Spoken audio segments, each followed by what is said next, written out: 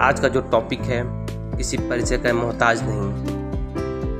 भारतीय स्वतंत्रता संग्राम के स्वतंत्रता सेनानी थे जिसका नाम है चंद्रशेखर आज़ाद। वो शहीद राम प्रसाद बिस्मिल व शहीद भगत सिंह सरीखे क्रांतिकारियों के अनन्यत साथियों में से एक थे। उपनाम आज़ाद पंडित जी। जन्मस्थल भाभरा गांव चंद्रशेखर आज़ाद नगर वर्तमान में अलीराजपुर जिला। मृत्युस्थल चंद्रशेखर आज़ाद पार्क प्रयागराज उत्तर प्रदेश। आंदोलन भारतीय स्वतंत्रता संग्राम। प्रमुख संगठन हिंदुस्तान सोशलिस्ट रिपब्लिकन एसोसिएशन के प्रमुख नेता 1928। सन 1922 में गांधी जी द्वारा असहयोग आंदोलन को अचानक बंद कर देने के कारण उनकी विचारधारा में बदलाव आ गया और वो क्रांतिकारी गतिविधियों से जुड़ गए। हिंदुस्तान रिपब्लिकन एसोसिएशन के सक्रिय सदस्य बन गए। इस संस्था के माध्यम से राम प्रसाद बिस्मिल के नेतृत्व में पहले 9 अगस्त 1925 को काकोरी कांड किया और फरार हो गए। इसके पश्चात सन 1927 में बिस्मिल के साथ 4 फरवरी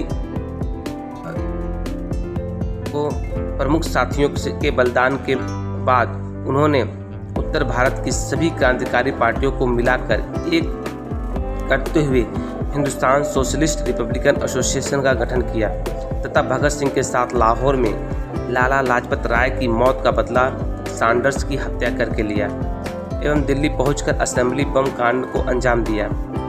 ऐसा भी कहा जाता है कि आज़ाद को पहचानने के लिए ब्रिटिश हुकूमत ने 700 लोगों की नौकरी पर रखे हुए थे। आज़ाद के संगठन Hindustan socialist Republican army HSRA के central committee member Virbhadra Tiwari अंग्रेजों के मुखबिर बन गए थे और आज़ाद की मुखबिरी की थी। संगठन के क्रांतिकारी रमेश चंद्र गुप्ता ने उरई जाकर तिवारी पर गोली भी चलाई थी, लेकिन गोली मिस होने से वीरभद्र तिवारी बच गए और गुप्ता की गिरफ्तारी हुई और 10 साल की सजा गुप्ता जी को सुनाई दी गई। जन्म और प्रारंभिक जीवन। चंद्रशेखर आज़ाद का जन्म भाभरा गांव अब चंद्रशेखर आज़ाद नगर वर्तमान अलीराजपुर जिला में एक ब्राह्मण परिवार में 23 जुलाई सन 1900 को हुआ था। उनके पूर्वज ग्राम बदरका वर्तमान उन्नाव जिला बैसवाड़ा से थे। आज़ाद के पिता पंडित सीताराम तिवारी अकाल के समय अपने पैतृक निवास बदरका को छोड़कर पहले कुछ दिनों मध्य प्रदेश अलीराजपुर रियासत में नौकरी करते रहे, फिर जाकर भाभरा गांव में बस गए। यहीं बालक चंद्रशेखर का बचपन बीता। उनकी मां का नाम जगरानी देवी था। आज़ाद का प्रारंभिक जीवन आदिवासी बाहुल्य क्षेत्र में स्थित भाभरा गांव में बीता। अतः बचपन में आज़ाद ने भील बालकों के साथ खूब धनुष बाण चलाए। इस प्रकार उन्होंने निशानेबाज बचपन में ही सीख ली थी। बालक चंद्रशेखर आज़ाद का मन अब देश को आज़ाद कराने के लिए अहिंसात्मक उपयोगों से हटकर सशस्त्र क्रांति का ओर मुड़ गया। उस समय बनारस क्रांतिकारियों का गढ़ था। वह मन्मथनाथ गुप्त और प्रणवेश चटर्जी के संपर्क में आए और क्रांतिकारी दल के सदस्य बन गए। क्रांतिकारियों का वह दल हिंदुस्तान प्रजातंत्र संघ के नाम से जाना जाता था। पहली घटना 1919 में हुए अमृतसर के जलियांवाला बाग नरसंहार ने देश के 9 युवकों को उद्वेलित कर दिया। चंद्रशेखर उस समय पढ़ाई कर रहे थे जब गांधी जी ने सन 1920 में असहयोग आंदोलन का फरमान जारी किया तो वह ज्वालामुखी बनकर फट पड़ी और तमाम अन्य छात्रों की भांति चंद्रशेखर भी सड़कों पर उतर आए। अपने विद्यालय के छात्रों के जत्थे के साथ इस आंदोलन में भाग लेने पर वो पहली बार गिरफ्तार हुए और उन्हें 15 बेटों की सजा मिली। इस घटना का उल्लेख पंडित जवाहरलाल नेहरू ने कायदा तोड़ने वाले एक छोटे से लड़के की कहानी रूप में किया था। ऐसे ही कायदे कानून तोड़ने के लिए एक छोटे से लड़के को, जिसकी उम्र 14 या 15 साल की थी और जो अपने को आज़ाद कहता था, पेट की सजा दी गई। उसे नंगा किया गया और बेत की तिकड़ी से बांध दिया गया। बेत एक एक करके उस पर पड़ते और उसकी चमड़ी उधेड़ डालते, पर वह हर बेत के साथ चिल्लाता, भारत माता की जय। वह लड़का जब तक यही नारा लगाता रहा जब तक वह बेहोश न हो गया। बाद में वही लड़का उत्तर भारत के क्रांतिकारी कार्यों के दल का एक बड़ा नेता बना। झांसी में क्रांतिकारी गतिविधियां। चंद्रशेखर आजाद ने एक निर्धारित समय के लिए झांसी को अपना गढ़ बना लिया। झांसी से 15 किलोमीटर दूर ओरछा के जंगलों में वह अपने साथियों के साथ निशानेबाजी किया करते थे। अचूक निशानेबाज होने के कारण चंद्रशेखर आजाद दूसरे क्रांतिकारियों को प्रशिक्षण देने के साथ साथ पंडित हरिशंकर ब्रह्मचारी के छंद नाम से बच्चों को अध्यापन का भी कार्य करते थे।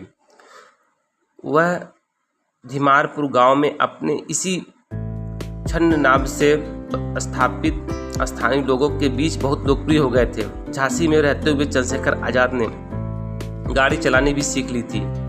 क्रांतिकारी संगठन। असहयोग आंदोलन के दौरान जब फरवरी 1922 में चौरी चौरा का घटना के पश्चात बिना किसी से पूछे गांधी जी ने आंदोलन वापस ले लिया, तो देश के तमाम नए युवकों की तरह आजाद का भी कांग्रेस से मोह भंग हो गया और पंडित राम प्रसाद बिस्मिल, सचिंद्र नाथ सान्याल, योगेश चंद्र चटर्जी ने 1924 में उत्तर भारत के क्रांतिकारियों को लेकर एक दल हिंदुस्तान प्रजातांत्रिक संघ HRA संगठन किया। चंद्रशेखर आजाद भी इस दल में शामिल हो गए। इस संगठन ने जब गांव के अमीर घरों में डकैतियां डाली ताकि दल के लिए धन जुटाने की व्यवस्था हो सके, तो यह तय किया गया कि किसी भी औरत के ऊपर हाथ नहीं उठाया जाएगा। एक गांव में राम प्रसाद बिस्मिल के नेतृत्व में डाली गई डकैती में जब एक औरत ने आजाद का पिस्तौल छीन लिया, तो अपने बलशाली शरीर के बावजूद आजाद ने अपने उसूलों के कारण उस पर हाथ नहीं उठाया। इस डकैती में क्रांतिकारी दल के 8 सदस्यों पर, जिसमें आजाद और बिस्मिल भी शामिल थे, पूरे गांव ने हमला कर दिया। बिस्मिल ने मकान के अंदर घुसकर उस औरत के कसकर चाटा मारा, पिस्तौल वापस छीनी और आजाद को डांटते हुए खींचकर बाहर लाए। इसके बाद दल ने केवल सरकारी प्रतिष्ठानों को ही लूटने का फैसला किया। 1 जनवरी 1925 को दल ने समूचे हिंदुस्तान में अपना बहुचर्चित पर्चा द रिवॉल्यूशनरी क्रांतिकारी बांटा, जिसमें दल की नीतियों का खुलासा किया गया। इस पैम्पलेट से सशस्त्र क्रांति की चर्चा की गई। इश्तहार के लेखक के रूप में विजय सिंह का छंद नाम दिया गया था। सचिंद्र नाथ सान्याल इस पर्चे को बंगाल में पोस्ट करने जा रहे थे, तभी पुलिस ने उन्हें बांकुरा में गिरफ्तार करके जेल भेज दिया। HRA के गठन में अवसर पे से ही इन तीनों प्रमुख नेताओं बिस्मिल, सान्याल और चटर्जी में इस संगठन के उद्देश्यों को लेकर मतभेद था। इस संघ की नीतियों के अनुसार 1 अगस्त 1925 को काकोरी कांड को अंजाम दिया गया। लाला लाजपत राय से बदला। 17 दिसंबर 1928 को चंद्रशेखर आजाद, भगत सिंह और राजगुरु ने संध्या के समय लाहौर में पुलिस अधीक्षक से दफ्तर को जो घेर लिया था, साइकिल से नीचे गिर पड़ा। भगत सिंह ने आगे बढ़कर 4-6 गोलियों से दागकर उसे बिल्कुल ठंडा कर दिया था। केंद्रीय असेंबली में बम। चंद्रशेखर आजाद के ही सफल नेतृत्व में भगत सिंह और बटुकेश्वर दत्त ने 8 अप्रैल 1929 को केंद्रीय के असेंबली में बम फेंककर उन्होंने एक ऐलान कर दिया था, बलिदान।